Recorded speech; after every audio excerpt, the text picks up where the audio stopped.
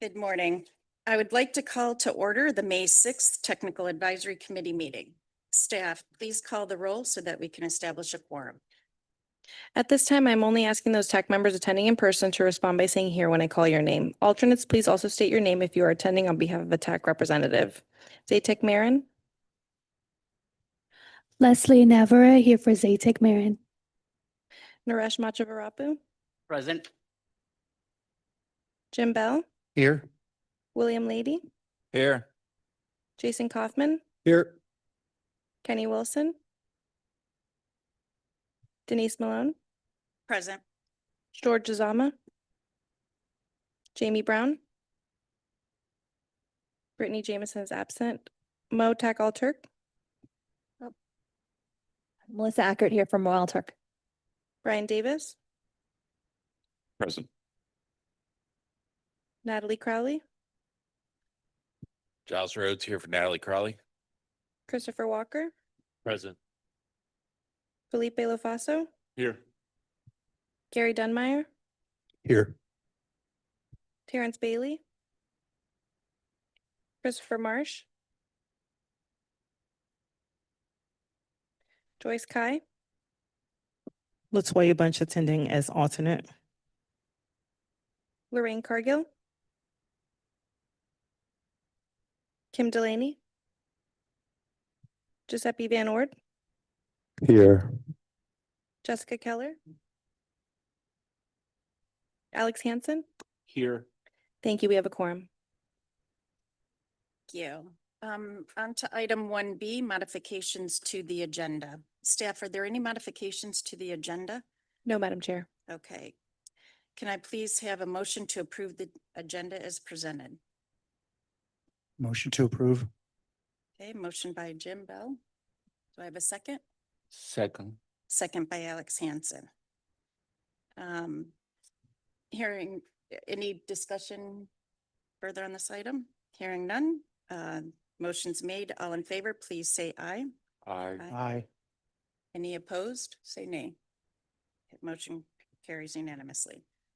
Item 1C, motion to approve minutes for the March 4th, 2026 meeting. Are there any changes to the minutes?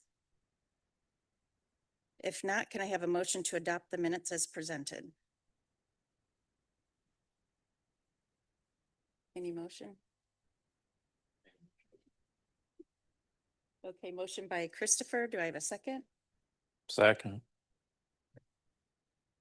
That was me. Who? Felipe? That was or- William. William. Okay, William seconded. Thank you. All in favor, please say aye. Aye. Aye. Any opposed, say nay. Motion carries unanimously. On to item 1D, general public comments and public comments on agenda items. Instructions on how to provide public comments are included in the agenda. Staff, do we have any general comments that were received? No, Madam Chair. Thank you. On to item 1E, comments from the chair and member comments. Would anybody like to make a comment at this time? Okay, no, chair does not have any comments at this time either. Ruth, is there anybody online that would like to make a comment? No, Madam Chair. Okay, thank you. 1F, TAC liaison report. This time I'd like to invite Nathan George, Principal Multimodal Planner, to provide an update. Well, good morning, everybody. Welcome to the MPO and happy National Bike Month. So, sorry. May is National Bike Month. We typically celebrate in March, but we are observing that. So just wanted to make everybody aware. There are a handful of days that are going on. Today was National Bike Enroll to School Day. I had the privilege of walking my children to school, and it's always nice to see our kids safely traveling to and from our schools. Hopefully your communities participated. Walkbiketoschool.org is a good way to get information about those events and plan for next year. So if your community is not participating, I'd encourage you to help your school take part in the future. Want to make everybody aware of the Safe Streets and Roads for All grant program. The application deadline is coming up at the end of this month, May 26th. You can get more details at transportation.gov/grants/SS, the number 4A.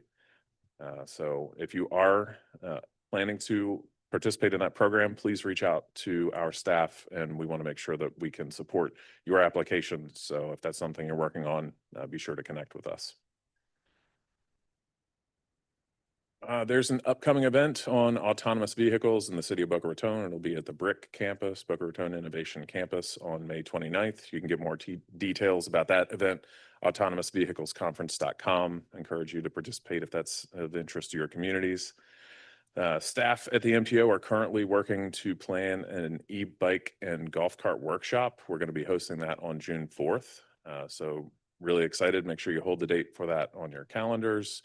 We're going to hold that virtually. It's currently advertised as in person, but I think we're going to try and switch it to a fully virtual event. We're definitely going to hear from some of our partners in Central Florida about how they're dealing with e-bikes. So we'll be bringing in some expert views for you. So certainly encourage you to participate if that's of interest to your communities. Also want to highlight for you the upcoming Bicycle Friendly America designations application deadlines.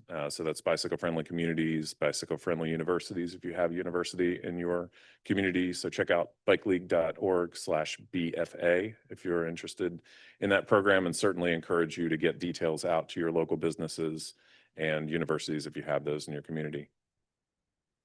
And then just a couple final reminders. The county continues work on the countywide transportation master plan, pbcmoves.com to get more details about that. So certainly encourage you all to continue tracking that and participate as opportunities are available, and to stay informed of everything happening at the MPO, palmbeachmpo.org/participate. And that concludes my report. Thank you. Thank you, Nathan. Staff, are there any public comments on this item? No, Madam Chair. Okay. Do any committee members have any comments or questions on the liaison report? Okay. All right, on to item number 2, action items. The first item before us today is 2A, motion to recommend adoption of Amendment 1 to the Vision 2050 Long Range Transportation Plan. I now invite Andrew Euler, Deputy Director of Programs, to provide us with an update.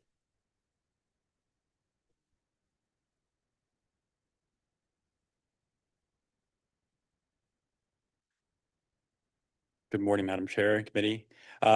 These next 2 action items involve the same project. It is County Road 880, and it's a reconstruction project. I'm going to present on sort of the process to amend it into the long range transportation plan, which requires a vote, and then amending it for the second action item into the transportation improvement program. Because it's a larger request by FDOT and has a little bit more history, we do have FDOT to provide a brief presentation, Charlie Dominguez. And Ruth, if you don't mind pulling up the FDOT presentation, we're going to start with that presentation, and he'll run through it. It's a quick one, and then I'll go more through the process for the LOTP amendment. Good morning, everyone.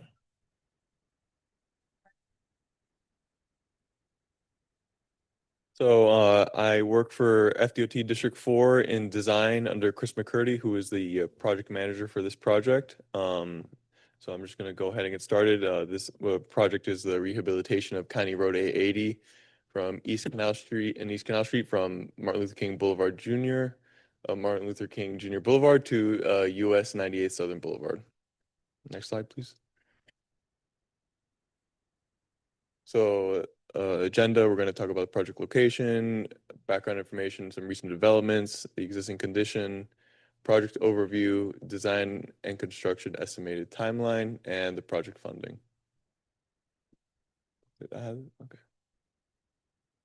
So overview of the project location. The project is located near Belle Glade, as you can see on the map. The yellow outlines the limits of the project, but this project, we're going to be splitting it up into multiple phases, primarily focusing on phase 1 with the most urgent need nearest to Belle Glade.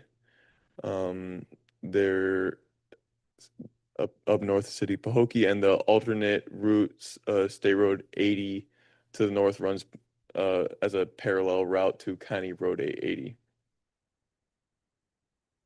So a little bit of project background. The County Road 880 was originally constructed in the 1920s on top of existing organic materials known as muck. So the underlying soils aren't suitable for this project for the road, so it has deteriorated. It's a two-way roadway. It serves as a primary route for agricultural truck traffic and passenger vehicles. County Road 80, formerly known as State Road 80, was transferred to the county in 1994. It serves as a secondary route to State Road 80, as mentioned earlier, and there's several bridges within the project limits. Two of those bridges are scheduled for replacement by Palm Beach County. Those two bridges being the County Road 80 bridge over the C-51 canal, originally constructed in 1937, and the Sam Sentner Road Bridge, and that project is anticipated for letting in December of 2026. So some recent developments. Palm Beach County has been working with stakeholders and performing regular maintenance along County Road 880. That's throughout the life of this road. There's been multiple maintenance jobs on this road, resurfacing. And FDOT has recently been working with partners for solution-driven approaches to roadway improvements. So a little bit more on the next couple of slides about that. But existing conditions, the existing areas of poor pavement conditions are due to the unsuitable underlying soils. That's the muck mentioned earlier. And the existing guardrail, as you can see on that left picture, is no longer meets criteria. It's too low for the FDOT criteria. So that would need to be brought up to meet the current criteria. And that bridge over the C-51 canal has reached the end of its current service life. Just now some general project overview. So the goal for FDOT is to have a roadway jurisdictional transfer from Palm Beach County and bring the road back to FDOT. So that would create some more opportunities for federal and state funding for that project. For that, in order to happen, the TIP amendment for the would be needed. And just as some background, we have completed some data collection, or the county and DOT are working together for some data collection, that being payment data, subsurface information, traffic data, and upcoming survey and upcoming title work. With all that information, we are using to identify the greatest needs for the project. As mentioned earlier, that first most western side is the one that needs the most work and is the most deteriorated, and so that's what we will be focusing on in the first phase. Timeline where we are at with this project. Earlier this year in February, we began work with partners to identify innovative strategies to address deficient pavement conditions. We began a feasibility study to evaluate potential pavement rehabilitation options, and multiple field reviews were conducted, and that's where we began the pavement condition investigation. In March of 2026, we participated in multiple coordination meetings with Palm Beach County and we prepared to advertise the project through its design services. Right now, the project is currently advertised and it's under the cone of silence, so won't be answering questions about this project, but just as information of what we're doing. There's also some meetings with FDOT went out to the field to meet with the industry in the area, became familiar with how important the agricultural industry is, and we heard feedback from them and how much this road means to the agricultural industry and how much the agricultural industry in West Palm Beach provides to the United States as a whole. So it's a big deal. In April 2026, the project was actually advertised. So now we're currently in the procurement process to get a design contract, design firm to design the actual project. In August, is when we anticipate to execute the contract for design services. And then later in the summer of 2028 is when we plan on beginning construction of the first western 6 miles, that being phase one. And in order to support the 2028 letting, there's some pending funding that would be needed, and that's I guess why we're here today. TIP amendment is required to align the project with the funding years. As of right now, we have $2.7 million programmed for design in fiscal year 27 and $32 million programmed for construction in fiscal year 28. As an asterisk, the final local funding participation amount is to be adjusted based on upcoming commitments. And that is all I have. Again, I work with Chris, but she is the project manager of this project. That's her email. You could feel free to contact her or email her in any way. And that's all I have. Hey, thank you for your presentation. We appreciate that. Anything further?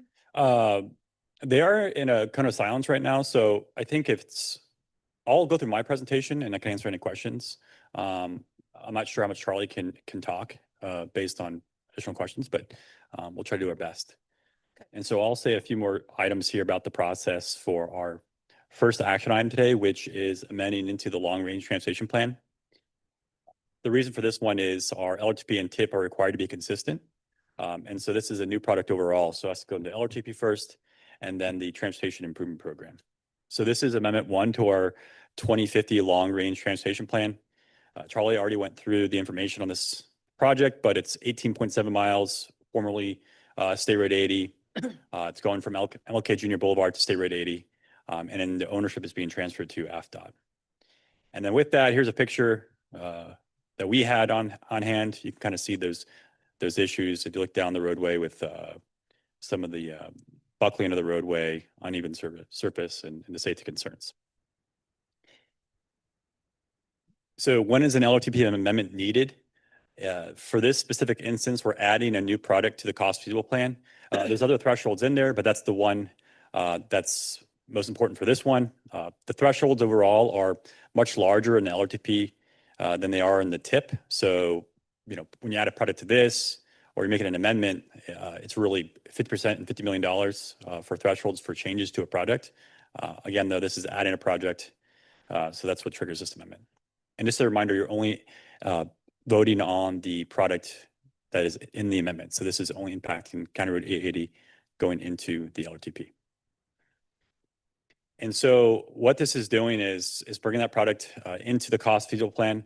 The product does exist already within the illustrative list of the LRTP. And that illustrative list is really the MPO stating, yes, we support whomever is pursuing this product for federal and state funds, but maybe that funding source has not been identified. Once that is identified, we'll provide support letters, we'll apply for particular grants for it, whatever it is.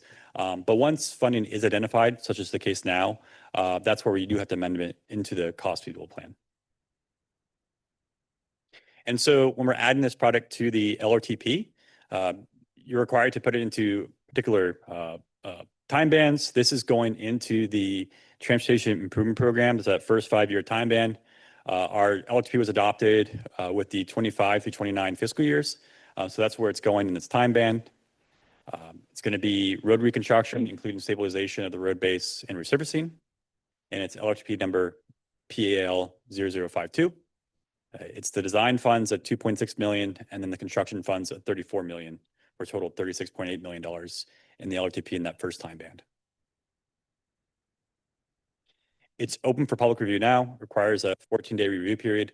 It's on our website. It went out the same time as your packet is when it got on the website. Public comment is open now and it'll be adopted or seen for adoption at the governing board meeting on May 21st. So that's all I have for you related to this First Amendment, the LHP. Thank you, Andrew. Staff, are there any public comments on this item? No, Madam Chair. Okay. Any comments from committee members? Question. Alex? Question, and I'm not sure if this pertains to the TAP technically, but so the 37 million, almost $37 million that are now being included for this project are coming from where? I'm just curious, a good chunk of money. You mentioned federal and state funds, but are they new monies that are coming from the state and the feds that we did not have, or are they, is it replacing funds from another project? Do you know? Yes. So, and it'll be brought up with the specific funding code in the TIP amendment. What you saw in the project for that total amount is mostly local funds. I think I'd have to look, but I think it's around $10 million of federal funds that are eligible federal dollar funds. So it's from the National Highway Performance Program. And so that's money the state gets to put towards the national highway system mostly. It can be used off the national highway system, such as the case here. But it's supposed to go towards national highway performance of assets and then anything else with performance measures like travel time reliability.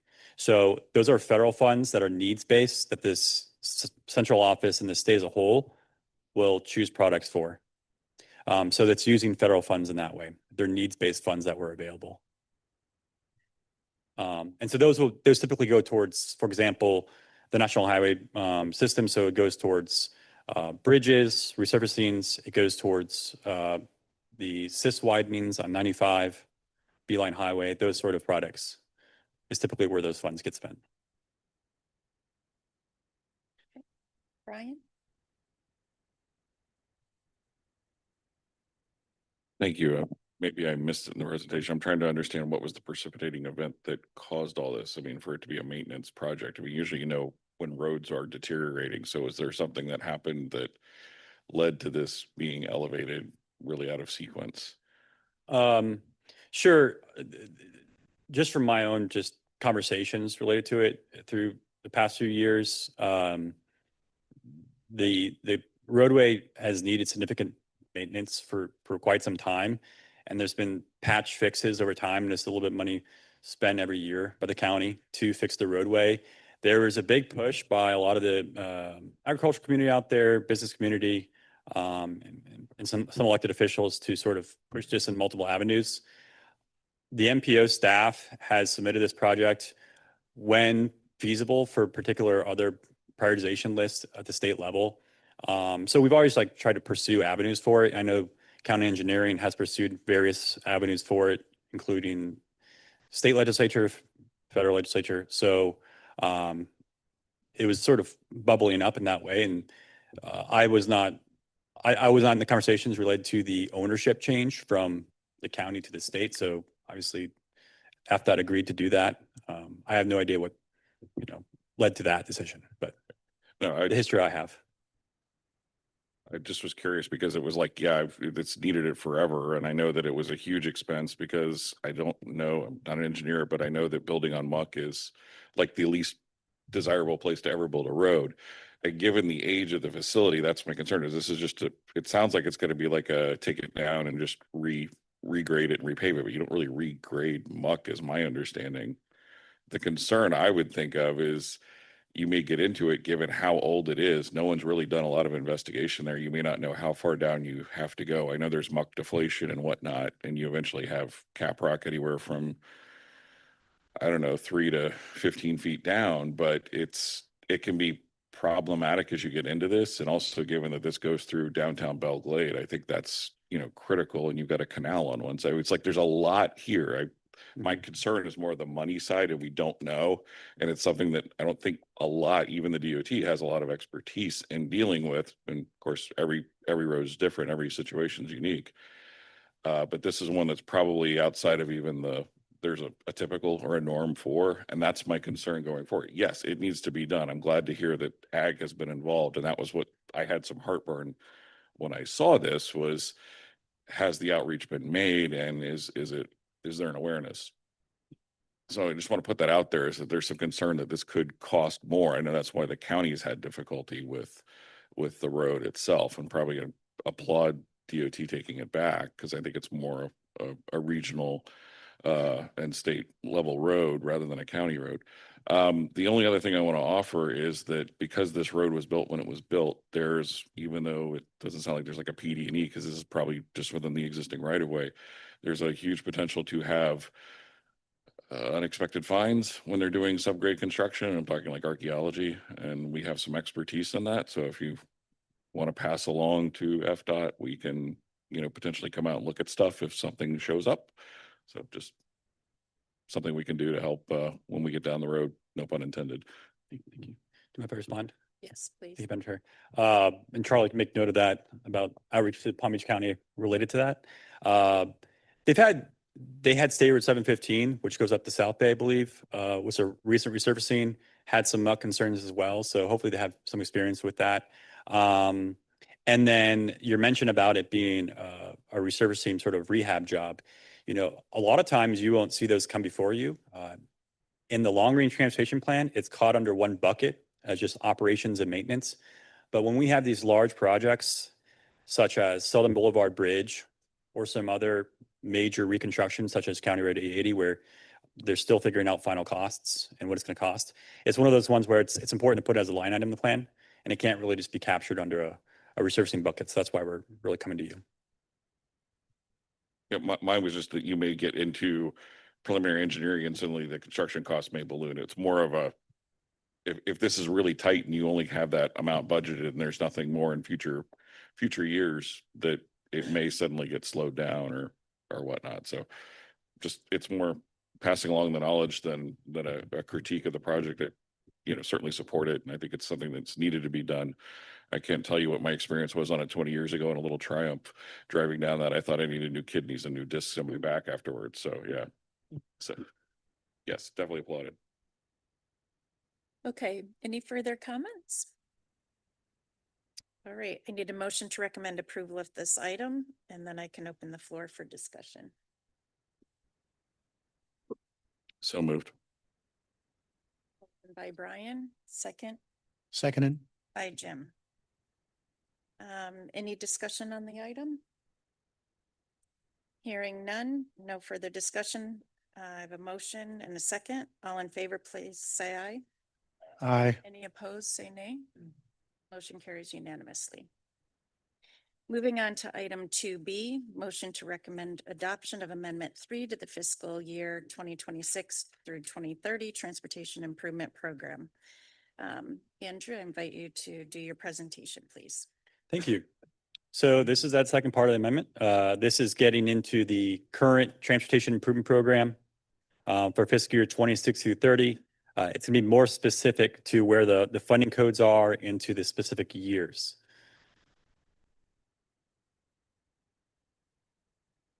And as we go through this, just a reminder, it's only impacting this specific project. Oh, it's the same LRTP presentation. It's my fault. I put it in the same PowerPoint.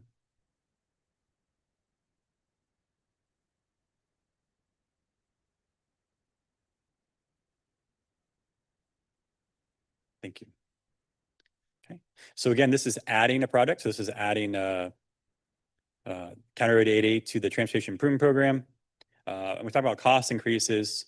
Once this project is added, if there are major cost increases for the tip, it's 20% and $2 million. So thresholds much tighter than the long range transportation plan.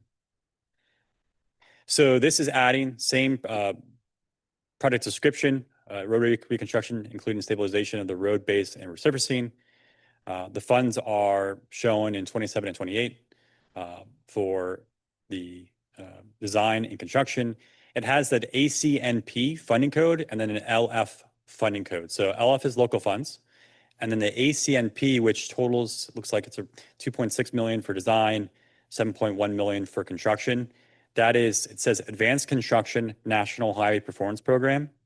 I've explained in the past, but those are state funds that will later seek federal reimbursement. So that's whenever you see an AC line, they are state funds, but it follows the federal procurement process, and they're going to be looking for federal reimbursement in the future. So we basically treat them like the National Highway Performance Program funds. And again, those are funds given to the state to use to pursue national highway goals. So maintenance of the national highway system, and then also travel time reliability.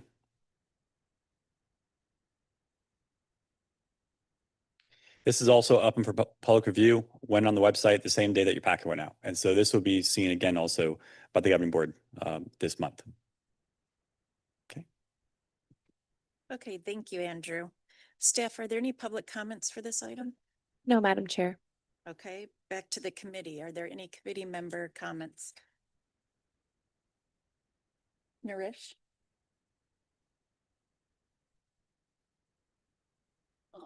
One quick question. Are there any other projects, 26 to 30, that's been identified before but unfunded at this point? I think one of my concerns here, it makes sense to add it to LRTP. It's a new project. But the history has been, we've been identifying projects, but some of those projects are not funded because of various reasons, for example, traffic signals. And we have had situations coming here and making those updates, and we pushed it to 2030 to 2035 bucket. I think allocating a significant portion of local funds, $27 million, what would be the impact to the other projects? We've been putting the work for several years, if not for decades, and still unfunded. Would that cause more delays? And would it be too early to commit $27 million to this project when they're still working on the preliminary design and still not sure about the construction? And locking this much funding for fiscal year 28, what would be the impact to the other projects? Yes, it's a good question. Thank you. The local funds at this time are slated as they're Palm Beach County funds. So it's their funding going towards the project. You are correct where, they're early into the process. So that specific number, we would probably see change sometime pretty soon about how much local funding is going to be on the project. And if there's any updates to the federal and state funding sources. Your other concern is a good one too about this overall prioritization and how that works out. Obviously, the flavor of funds matters. This product right now, and we've given AFDOT guidance to not use the direct urban area funds that we receive, formula funds that we receive, to put towards priority projects on this project because it is a rural project and it's not in an urban area. So if you see those funds on there, that's something that we would sort of, we have direct prioritization over. And that's really the main pot that we're working with. With that being said, the National Highway Performance Program funds and any needs-based funds that are statewide, we're trying to work collaboratively with AFDOT to look at our priority list to push forward those products as well. And so there very well may be products in our list of priority products that are eligible for that same funding source. Again, it's a statewide decision, and they have a state list that might be coming from central office, governor's office, and they're prioritizing things. We obviously want to make note of the ones that we have in our priority list and filter those up, but it would be their decision in the end to prioritize those funds. It's our decision to say, yes, approve these into our TIP. To follow up to that, would there be a negative impact to this project by not supporting this amendment to the TIP? We'll still move forward with the adding the project to the LRTP, but by not supporting this, what would be the negative impact to this project in terms of what's the planning that's been going on now? Would that cause any delay to the design or planning aspects of this project by not supporting this amendment? Yes, so if the product amendment does not pass, it does use federal funds, so it'd be, our TIP would be inconsistent. The state TIP could not move forward with that. So when they look to get those funds obligated, they won't be able to get obligated, those federal funds. Yeah, so it has to be consistent with our TIP. Okay, any further comments by any committee member? Seeing none, I need a motion to recommend approval of the item so I can open the floor for discussion. So moved. Okay, moved by Brian. Second. Do I hear a second? Second. Okay, second by Christopher. Hearing no further discussion, motion's made. All in favor, please say aye. Aye. Any opposed, say nay. Show that the motion carried unanimously. On to item 3A, information items. This item, the first item, 3A, is draft fiscal year 27-2031 tip. I'd like to invite Matthew Massa, Senior Transportation Planner, to present the item, please. Matthew? Thank you, Madam Chair. Good morning, members. I'm here to present the 27 to 31 Transportation Improvement Program. This is the first reading, so you'll see a second reading next month. But this is the first reading of the new fiscal year TIP program. So as Andrew was mentioning in his previous presentation, the MPO coordinates on all federal and state investments within the county and the urban area, as you can see in the dark gray there. The federal funds we receive are directly prioritized on our list of priority projects and are mainly meant to utilize within that urban area. So a basic background on what the TIP is. Basically, right now we're on the 26 to 30 TIP, and we're going to be moving into that new fifth year. So most of the programming and phasing will stay the same, and it's just adding on to that new fifth year. So fiscal year 31 of the next TIP. And as you'll see, like in the backups, that the phasing and programming for most of the projects are going to be very similar with very little to no changes. And the whole purpose of this is really to maintain work program stability. So you can look at the roadmap that we have here, where most phases have expected timelines of construction 1 to 3 years. And that whole process from planning all the way to construction, we try to keep everything on schedule when switching between TIPs to ensure that that stability stays there. There are no cost overruns, and making sure that production is on schedule.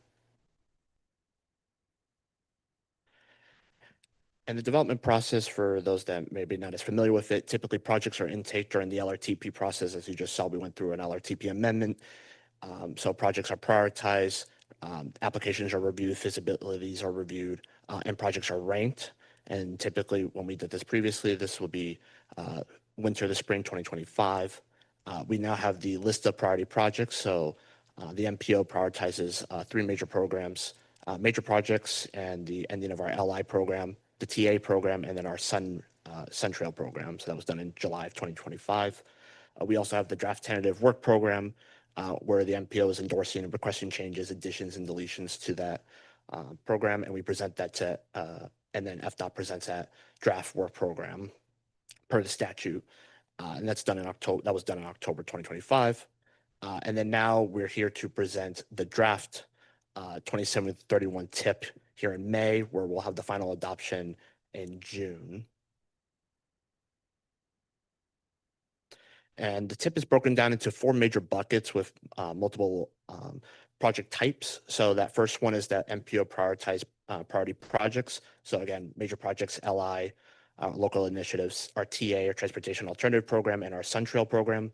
We also have FDOT priorities and other projects. So that will be our strategic intermodal systems, other federally and state funded projects, airports, roadways, seaports. Also, you'll see the District 4 district-wide projects are in that category. We also have operations and maintenance. So those are your roadway resurfacing projects, transportation maintenance projects, operations projects. And then we as the MPO also provide a locally funded listing only for informational purposes, just to provide that for our members.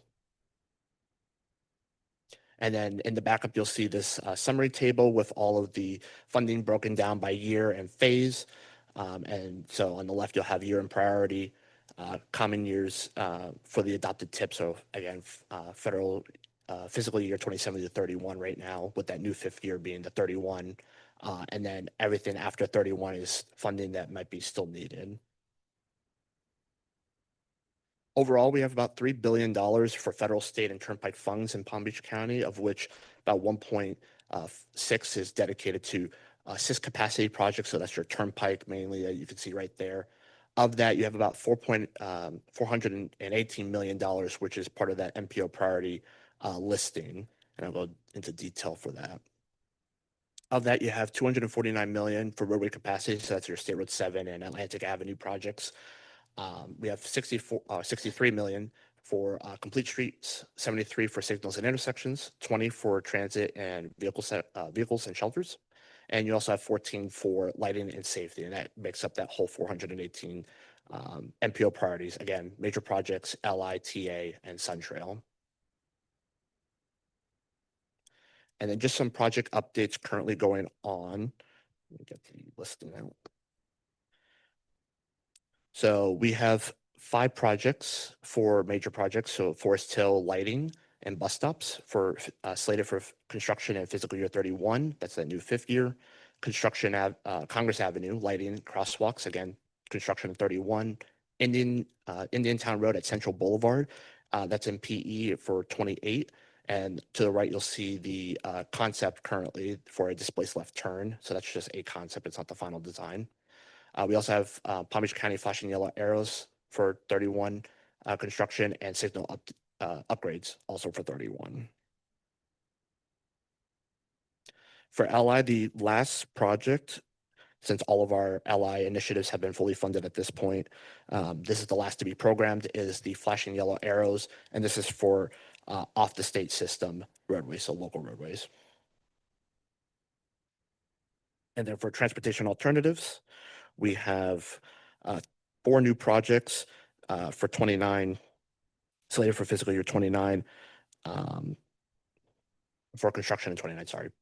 And that's Northeast 2nd Ave from Lake Wharf Road to Congress Avenue pathways. We have North Military Trail from Gardens Lake Drive to I-95, from Winchester Drive to the E3 Canal pathway. We have Northeast 4th Ave from Swinton Avenue to Northeast 7th Street. That's traffic calming. And then we have Kirk from 10th to Canal 9th Road, and that's for a shared use pathway. And then to the right, you'll see kind of a typical section as part of that packet when you get into the TA application process with staff and how you provide typical sections for the application process that goes into this and how they get programmed. Also, we have strategic intermodal system projects. So just to highlight this again, there's 12 turnpike capacity projects that makes up that 1.5. Those capacity projects alone make up the 1.545 billion of the total 1.6. And then there's 11 I-95 interchange, new or modified. So that might be a new interchange, which we'll display in a minute, or it's just modifications being made. That's 112 million. So for our 95, we have new projects for fiscal year 26, North Lake. For fiscal year 27, you have Palm Beach Lakes Boulevard and Forest Hill Boulevard. And that middle column right after the name of the interchange, we also have a couple highlights for new design. So we have a new tight divergent tight diamond interchange, sorry. 45th is another tight diamond. And then 10th, Lantana and Hypoluxo are scheduled for diverging diamond interchanges. For turnpike projects, again, all these are capacity except with the exception of Hypoluxo being a new interchange, which is in study for fiscal year 28. Construction's underway for a good chunk of these projects or MPE going into construction within the next year or so, if not this year, especially for Okeechobee B line. As the construction has been moving further north, if anyone takes Southern, the construction's going on there. And then again, final adoption will be at the governing board meeting in June. Review period right now is April 29th through June 18th. We're presenting the draft right now. You'll have a second reading and adoption in June. You can view our interactive map going to palmbeachmpo.org/tip. There'll be a link there, and you can provide public comments or provide comments to us as staff. And with that, any questions? Great, thank you, Matthew. Staff, are there any public comments for this item? No, Madam Chair. Okay, any committee members have any comments for this item? Okay, we'll go down the line. First, Alex, and then Jason. Yeah, I see that we still have for 2027, the passenger rail service on the FEC, which is one that we have been discussing for decades. I know there's $1,350,000 allocated for this upcoming fiscal year. So any updates? Who's conducting the study? What are we to expect from the study? I'm not sure if this is a Brian or Andrew question. I'm gonna peer off to Brian to provide a quick little overview on that.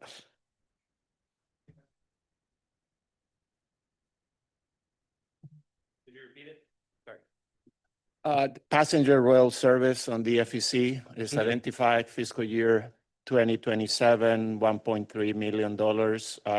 I know we have discussed in the past, this is a study that remind me is doing what and who's conducting it and Yes. what should we expect from the study? So we have completed part one of that study. So initially we had PD&E for many, many years held in the list of priority projects. DOT came back to us and said, we can't hold a PD&E study long-term. In fact, there's a policy coming out about rules around PD&E, which is a separate issue. Ultimately, their feedback was, let's use this money for the betterment of what's going on right now. So we aligned with DOT on producing a FEC passenger rail study. We concluded that study. We shared the results in December. I can reshare them with the committee if anybody needs them. There are additional phases that DOT is supplementing for rail safety and rail crossing and consolidation that they're going to look at this year. That will help us identify if there are any opportunities to improve rail crossings locally with respect to the FEC. They're also doing supplemental work on the SFRC, Tri-Rail Corridor. So we have a couple of things that are moving as part of that contract. Ultimately, to put something into the right of way, they will, the property owners, Brightline, as operating the corridor, and FEC will probably want something in exchange. So we're trying to identify some elements that would be beneficial for them to do that. And it's not just our county, but the entire state is looking at the, potential grade crossings, separations, and consolidation of crossings as well as part of that effort. There are opportunities to do additional station area analysis if you wanted to request the MPO work with DOT on station area plans or otherwise. The concept for West Palm Beach pushed the FEC station for passenger rail outside of what was normally known as between Datura and Navernia, because that's where Brightline landed, north to about 7th Street, where about the Nora district has come to fruition. So that's where that concept landed. There have been other minor changes that, reflect throughout, the corridor for that, but that's where the study sits. That's the next steps of the project for that effort specifically. But with the 1.35 million that are identified here, they're not, this is not for a additional study. The study was completed. The FEC passenger rail study was completed, but they are holding that money for other efforts like the grade crossing consolidation and the rail crossing grade crossings consolidation study, and they're holding it for additional station area analysis for whenever, let's say, an effort goes forward that could identify passenger service from our communities. They'd be ready to move forward with looking at station area plans in more depth. We could do that with that funding as well. Do you foresee any additional movement? I mean, this is the only funding that is allocated for the project in the next 5 years. Not until a easement is agreed upon, one, and then two, a dedicated operations and maintenance funding source has been provided as an option to facilitate that. Now, I will say FEC passenger rail is still moving forward in other areas. Most recently, as 2 weeks ago, Miami-Dade County updated their locally preferred alternative from elevated commuter rail to be a more broad, elevated, grade separated passenger rail type service. And that hopefully will enable new types of technologies to be considered as they pursue it forward. But at this point, no, there's no additional passenger rail specific studies ongoing as part of that contract this fiscal year. Okay, Jason. Just a point of clarification for Transportation Alternatives Project 25-3. The title reads Northeast 4th Avenue from Swinton Ave to Northeast 7th Street. It should be Northeast 4th Street from Swinton Ave to Northeast 7th Avenue. So the streets and the avenues are just backwards. Okay, thank you. Okay, thank you, Jason. Jamie?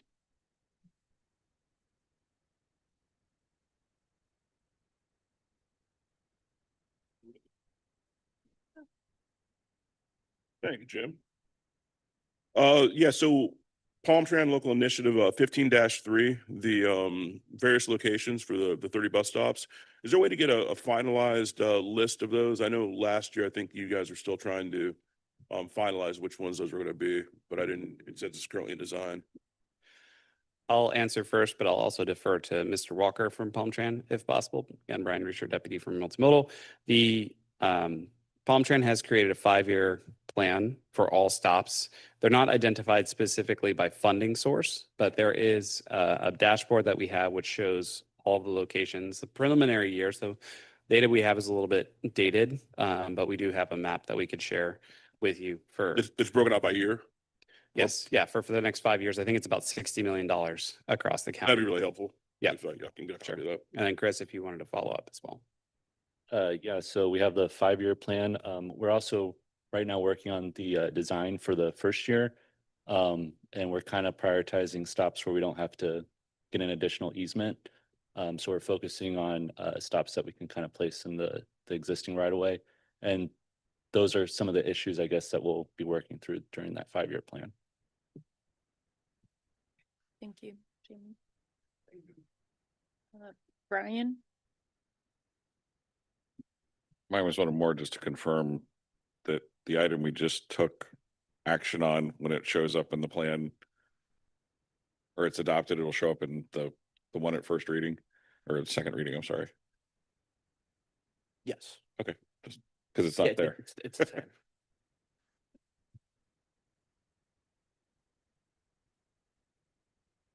Andrew, again, yeah, County Road 880 should be in there. It's not going to be in your packet summary. It's going to be in the full. It's under other AFDOT, other federal and state funded products. Okay, any further comments? Okay, thank you, Matthew. Thank you, Madam Chair. On to item 3B, Safe Streets and Roads for All and the Vision Zero Action Plan updates. This time I'd like to invite Margie Timblin, the Senior Multimodal Planner, to present the item. Good morning, everyone. Hope everybody's doing all right.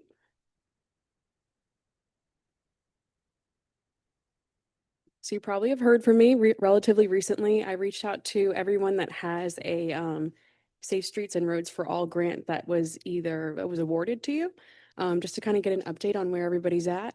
But I will provide an update on that and then also on the Vision Zero Action Plan as well. And again, Margie Tamblin, Senior Multimodal Planner.